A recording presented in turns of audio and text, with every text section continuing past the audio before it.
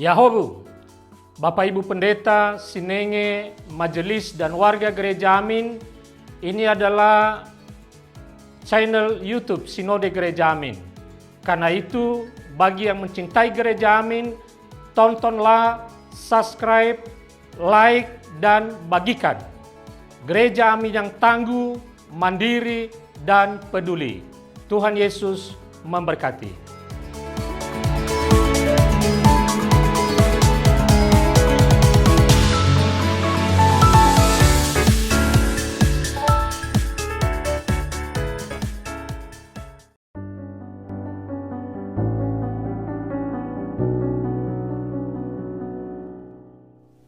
Halo Youth, berjumpa kembali di dalam acara Youth for Christ bersama dengan saya Yogi Fitra Firdaus.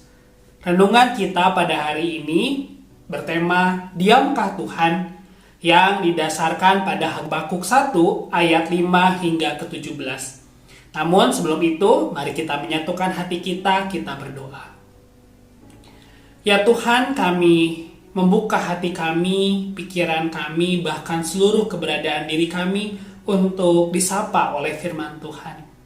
Biarlah firman-Mu yang akan kami renungkan bersama-sama boleh sungguh-sungguh mentransformasi kehidupan kami, sehingga dalam kehidupan kami senantiasa diteguhkan di dalam iman kepercayaan kami kepada Engkau. Di dalam nama Tuhan Yesus Kristus kami berdoa. Amin. Saya akan membacakan satu bagian firman Tuhan yang terambil dari Habakuk 1 ayat ke-13 berbunyi demikian.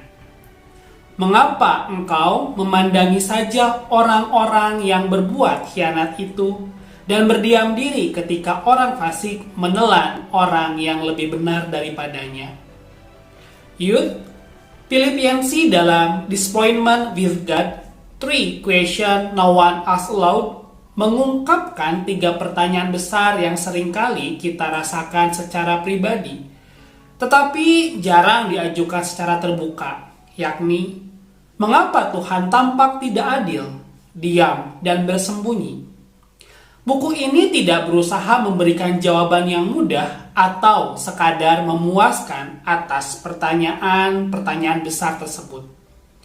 Sebaliknya, Yancey mendorong pembaca untuk menghadapi ketegangan antara iman dan realitas penderitaan, serta gagasan bahwa kita seringkali tidak akan memahami seluruh gambaran besar. Habakuk juga mempertanyakan hal yang sama. Ia hidup pada zaman yang penuh dengan kerusakan moral, kekerasan, ketidakadilan, dan dosa yang merajalela. Ia merasa frustasi melihat kejahatan yang terus berkembang, sementara Tuhan tampak diam, seolah-olah tidak hadir dalam pergumulan umatnya. Habakuk mengajukan pertanyaan yang sangat manusiawi dan relevan. Mengapa Tuhan membiarkan kejahatan? Mengapa orang-orang jahat menang, sementara mereka yang setia kepada Tuhan justru menderita? Habakuk merasa tidak ada keadilan di dunia ini. Untungnya, teks kita juga menunjukkan bagaimana respon Tuhan.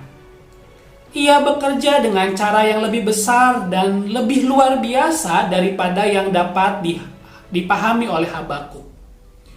Tuhan menunjukkan bahwa meskipun saat ini ketidakadilan terjadi, pada akhirnya keadilannya akan datang. Youth, kita seringkali merasa frustasi atas ketidakadilan di dunia ini. Tantangan bagi kita adalah tetap percaya bahwa Tuhan sedang bekerja, bahkan ketika kita tidak dapat melihat atau memahaminya sepenuhnya. Kita dipanggil untuk tetap setia dan tidak membiarkan frustasi atau rasa tidak puas membuat kita berhenti percaya atau berbuat baik. Mari kita satukan hati, kita berdoa. Ya Tuhan, seringkali di dalam kehidupan kami, di tengah segala tantangan dan pergumulan, kami seringkali bertanya, di manakah Tuhan? Sebab seolah-olah Engkau berdiam di tengah situasi sulit yang kami hadapi. Tetapi biarlah melalui perenungan firman Tuhan pada hari ini, kami senantiasa diteguhkan di dalam kepercayaan kami bahwa Tuhan bekerja melampaui apa yang kami lihat. Dan biarlah kami senantiasa memegang janji-janji Tuhan, bahwa Tuhan tidak akan pernah diam ketika ketidakadilan terjadi. Tetapi Tuhan senantiasa hadir dan pada akhirnya keadilan Tuhan akan ditegakkan.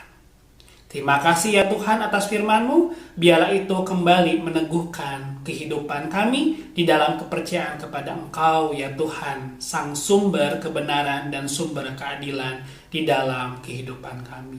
Di dalam nama Tuhan Yesus Kristus kami telah berdoa. Amin.